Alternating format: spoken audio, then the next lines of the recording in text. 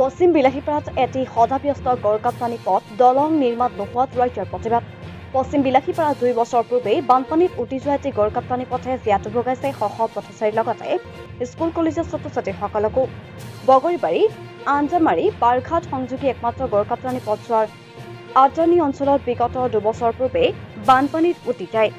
সদাব্যস্ত এই পথছোৱা উটি যোৱা অংশত বাৰিষা ছমাহেই টুলুঙা নাৱেৰে যাতায়াত কৰিবলগীয়া হয় জনসাধাৰণে। প্ৰায় 20খন গাঁৱৰ ৰাইজৰ একমাত্ৰ যোগাযোগৰ মাধ্যম পথছোৱা নিৰ্মাণ কৰি তোলাৰ লগতে উটি যোৱা অংশত এখন পকী দলং নিৰ্মাণ কৰিবলৈ ৰাইজে দীৰ্ঘদিন ধৰি দাবী জনাই আহিছিল। সেইমতে বিভাগীয় কৰ্তৃপক্ষই পথছোৱাৰ নিৰ্মাণৰ লগতে এখন পকী দলং নিৰ্মাণৰ মঞ্জুৰি দিয়ে। কিন্তু কামৰ ঠিকা লাভ কৰা ঠিকাদাৰজনৰ গাফিলতিৰ বাবে আজিও পথটো নিৰ্মাণ নোহোৱাৰ অভিযোগ ভুক্তভোগী ৰাইজৰ। সেই পথটোৰ ভংগ অংশতেই প্ৰতিবাদত নামিল কণ কণ ছাত্ৰ-ছাত্ৰীৰ লগতে ৰাইজ। দাবী এটাই, অতি শীঘ্ৰে পথছোৱা নিৰ্মাণ কৰাৰ লগতে বানপানীত উটি যোৱা অংশত এখন পকী দলং নিৰ্মাণ কৰিব লাগে। এই ক্ষেত্ৰত ঠিকাদাৰজনৰ বিৰুদ্ধে সংশ্লিষ্ট কৰ্তৃপক্ষই কি ব্যৱস্থা গ্ৰহণ কৰিব সেয়া হ'ব লক্ষণীয়।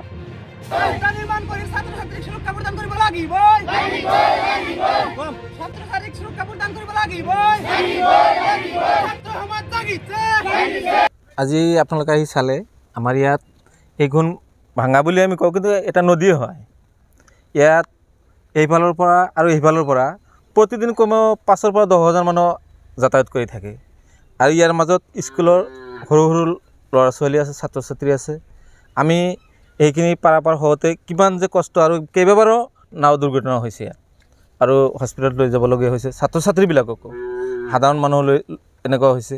আৰু আমাৰ ইয়াত পেচেণ্টবিলাক আহোঁতে আপোনালোকে জানে, ইয়াত আমাৰ বগৰীবাৰী একমাত্ৰ মডেল হস্পিটেল, ইয়াতে আমাৰ পোষ্ট অফিচ আছে, ইয়াতে আমাৰ চাৰ্কেল অফিচ আছে, ইয়াতে আমাৰ থানা আছে, ইয়াতে আমাৰ কলেজ আছে, চবেই এইফালে।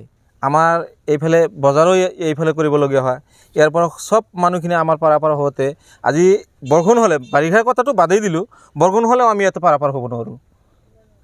এনেকৈ পৰিৱেশত আমি চলি আছোঁ, যাৰ কাৰণে চৰকাৰে 22-23 চনত ইয়াত দলঙৰ মঞ্জুৰি দিছে, কিন্তু কণ্ট্ৰাক্টৰে এইটো লৈ আমাৰ লগত ধেমালি কৰি আছে নেকি, যে আমি পাৰাপাৰ নোহোৱাটোই তেওঁ বিচাৰে নেকি, যে আমাৰ কষ্টটো তেওঁ ভাল পায় নেকি, যাৰ কাৰণে কাম আৰম্ভ নকৰে। চৰকাৰে দিয়া বস্তুটো আমাক কৰি নিদিয়ে কিয়?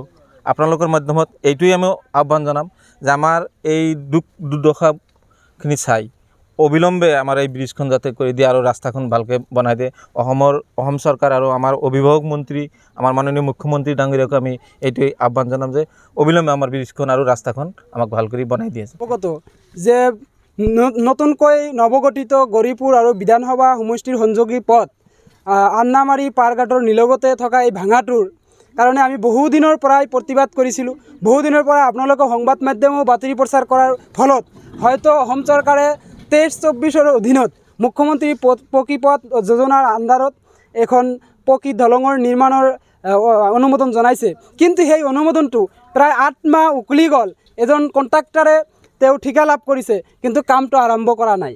তাৰ পৰিপ্ৰেক্ষিতত আমাৰ ছাত্ৰ ছাত্ৰীসকলে বা আমাৰ সাধাৰণ ৰাইজে এই যোৱা অহাত বিভিন্ন ধৰণৰ অসুবিধাৰ সন্মুখীন হ'ব লগা হৈছে।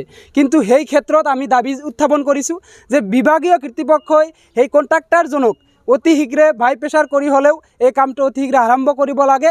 আৰু কিয়নো আপোনালোকে জানে যে বিৰচিংজৰুৱা বিধানসভা সমষ্টিখনৰ পৰা গোটেই মানুহখিনিয়ে আটানী কলেজত আহিব লগা হয়, হস্পিটেলত আহিব লগা হয়, চাৰ্কেল অফিচত আহিব লগা হয়, আৰু বিভিন্ন কাম কাজত ইয়াতে আহিব লগা হয়।